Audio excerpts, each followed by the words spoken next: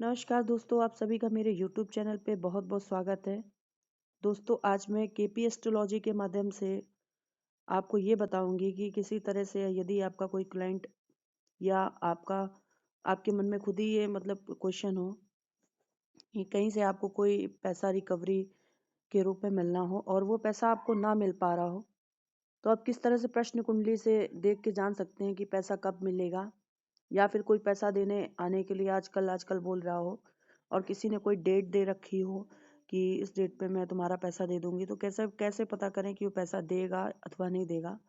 तो इसको देखने का सबसे सिंपल तरीका है केपी एस्ट्रोलॉजी। केपी एस्ट्रोलॉजी के अंदर हम जातक से 1 से लेकर 249 के बीच में एक नंबर लेते हैं।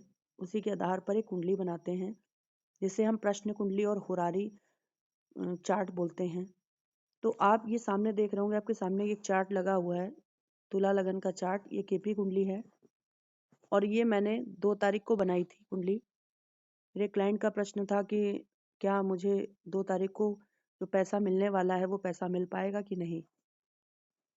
इस तरह के प्रश्नों को देखने के लिए सबसे पहले हम चंद्रमा को देखेंगे। तो चंद्रमा 10वें भाव में बैठा है इनकी कुंडली में।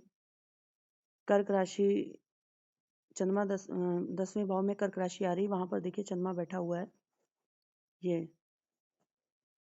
और इसी के साथ चंद्रमा या चंद्रमा के नक्षत्र के पति का संबंध दूसरे भाव से होना चाहिए। जनरस चेक करने के लिए हमें ये कंपलसरी है। जब तक जनरस नहीं चेक होती तब तक हम प्रश्न कुंडली में आगे नहीं बढ़ेंगे। तो चंद्र नक्षत्र पति देखिए बुध है। अब हमें बुध को देखना है, क्या बुध का संबंध दूसरे भाव से हो रहा है।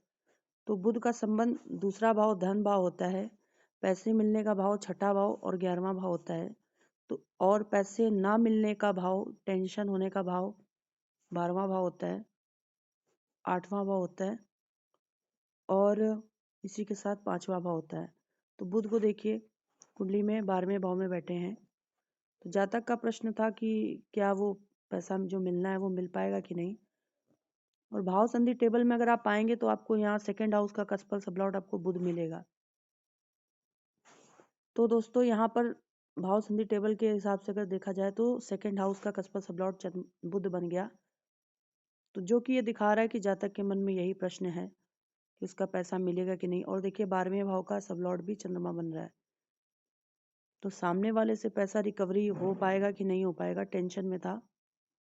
रिकवरी थी, उनको टेंशन थी कि रिकवरी होगा कि नहीं। 2 तारीख उन्होंने टाइम दिया था जिनसे उनको पैसा लेना था। तो देखिए सेकंड कस्पल सबलॉट बुध बन रहा है। इसका मतलब है कि चंद्र नक्षत्र का कनेक्शन बन गया है सेकंड हाउस के साथ।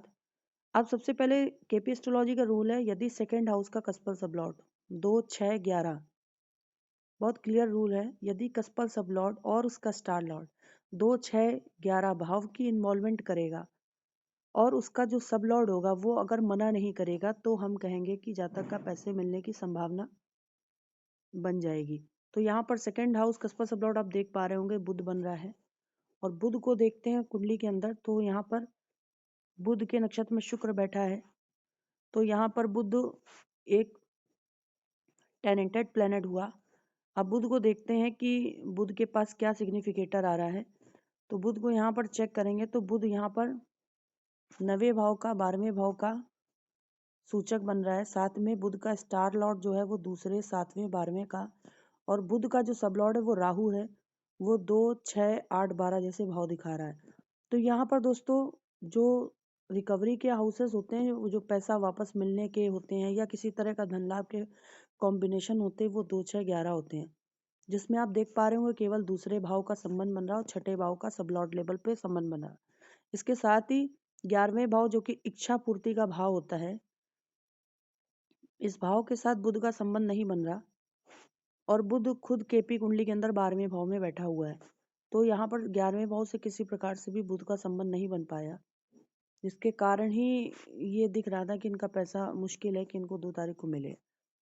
अब इसी के साथ यदि आप श्योरिटी नहीं हो पा रहे हैं सेकंड कस्पल सबलॉर्ड के द्वारा, तो आप 6 कस्पल सबलॉर्ड को भी ले सकते हैं। तो देखिए यहाँ पर 6 कस्पल सबलॉर्ड शुक्र है, 11 कस्पल सबलॉर्ड शनि है। शनि जब भी 11 कस्पल सबलॉर्ड होगा तो स्लो प्लेनेट है, इच्छा पूर्ति का भाव होता है 11वां भाव। तो ये दिखाता है, कुछ डिले दिखाता है। अब यहाँ हम शुक्र और शनि को भी चेक कर लेंगे एक बार। तो यहाँ पर देखिए शुक्र का कॉम्बिनेशन में भी आपको यहाँ पर 2, 6, 11 नहीं मिलेंगे दोस्तों, बल्कि दूसरे भाव का निगेटिव भाव पहला भाव, छठे भाव का निगेटिव भाव पांचवा भाव, और 11वें भाव का निगेटिव भाव जो होता है वो 10वां भाव होता है। और पैसा ना मिलने का जो योग होता है वो 5, 8, 12 है, पैसा फंसने का योग। तो यहाँ पर देखिए शुक्र का संबंध 5, 8, 12 से हो रहा है। 6 कस्पर सबलॉर्ड शुक्र बना, शुक्र ने भी यहाँ पर इंडिकेशन नहीं दिया। 11 कस्पर सबलॉर्ड हमारा शनि था। शनि के पास अगर देखेंगे तो केवल 4, 5 भाव, नक्षत्र में केवल 10वां भाव, और शनि के सबलॉर्ड में 2 और 6 था। तो यहाँ पर केवल 2 और 6 आया, 11 यहाँ भी नहीं आ रहा। 11 चाहे यहाँ आ जाता चाहे यहाँ आ जाता, इसके बाद अगर यहाँ 11 ना भी आता तो हम ये कह देते कि हाँ इच्छा पूर्ति होने में संभावना है।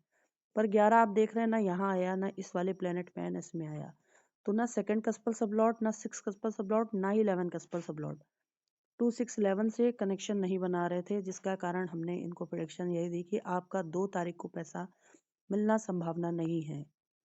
अब देखिए जो उस समय की जो महादशा अंतरदशा थी उसको भी देख लीजिए। बुध की ही महादशा थी जो कि सेकंड कस्पल सबलॉट बन रहा था, और शुक्र की अंतरदशा थी, शुक्र का ही प्रत्यंतर था जो कि 6 कस्पल सबलॉट बना हुआ था, जिसने क्लियर इंडिकेशन दे दिया कि ये इच्छा पूर्ति होने की संभावना अभी नहीं बन रही।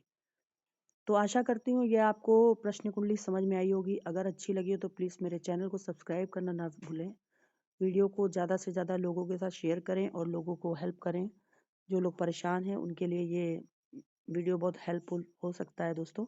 और जो लोग भी केपी एस्ट्रोलॉजी बहुत ईजी वे में सीखना चाहते हैं वो मेरे से कांटेक्ट कर सकते हैं। नमस्कार।